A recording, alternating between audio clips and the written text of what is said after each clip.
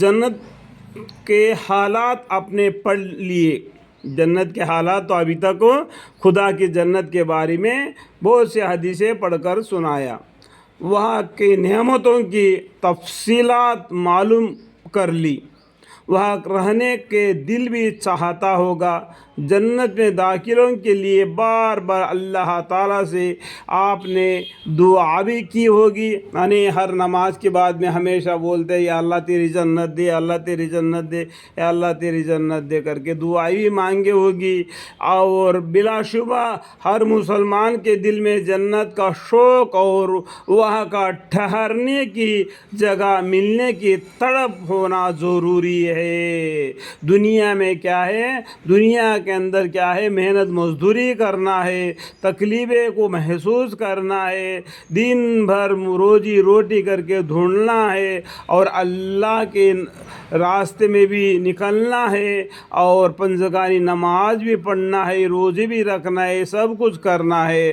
تو روزے رکھتے ہیں، نماز پڑھتے ہیں تو اللہ کی جنت کی طلب کرتے ہیں. جنت پہ ٹھہرنے کا طلب ہوتا ہے ہر مسلمان کو. یہ ہونا بھی ضروری ہے. ہر مسلمان کو اللہ کے جنت کے بارے میں دعا کرنا اور جنت میں ٹھہرنے کی ضروری دل میں تڑپ ہونا چاہیے.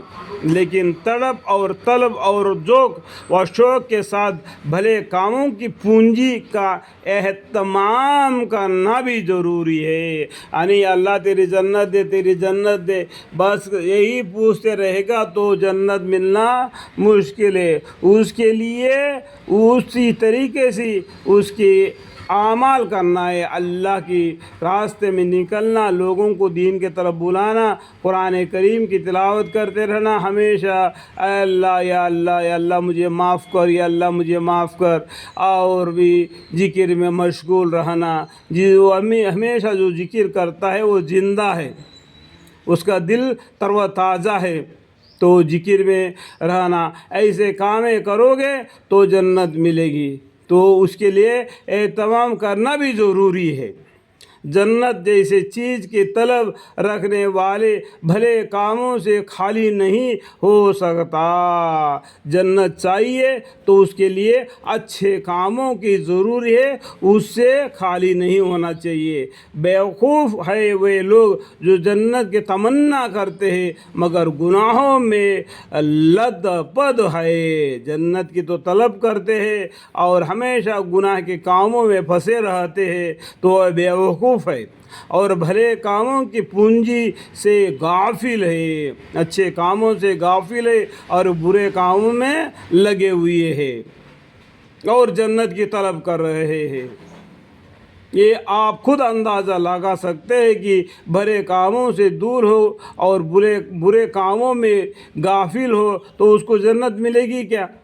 تو اس لیے جنت کے لیے اچھے کام کرنا بھی ضروری ہے. قرآن مجید کے مطابق اللہ تعالیٰ نے جنت کے بدلے مومنوں سے ان کی جانوں اور مالوں کو خرید فرما لیا ہے. اللہ تعالیٰ نے قرآن شریف میں اللہ تعالیٰ فرماتے ہیں سورہ توبہ میں، اللہ تعالیٰ قرآن مجید میں مطابق اللہ تعالیٰ نے جنت کے بدلے مومنوں سے ان کی جانوں اور مالوں کو خرید فرمائے. جان اور مال.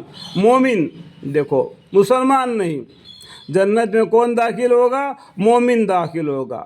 اور مومن کو جان اور مال کو اللہ تعالیٰ نے جنت کے بدلے میں خرید لیا ہے.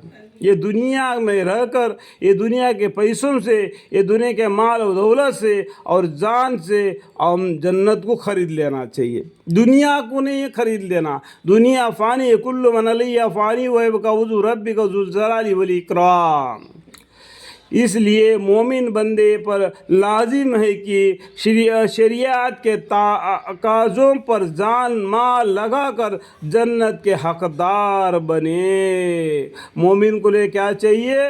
اس لیے مومن بندوں پر لازم ہے کہ شریعت کے تقاضے لازم ہے، شریعت کے تقاضوں پر جان مال لگا کر جنت کے حقدار بنے. اللہ آمین. ہمیں بھی اس راہ پر چلنے کی توفیق عطا فرمائے.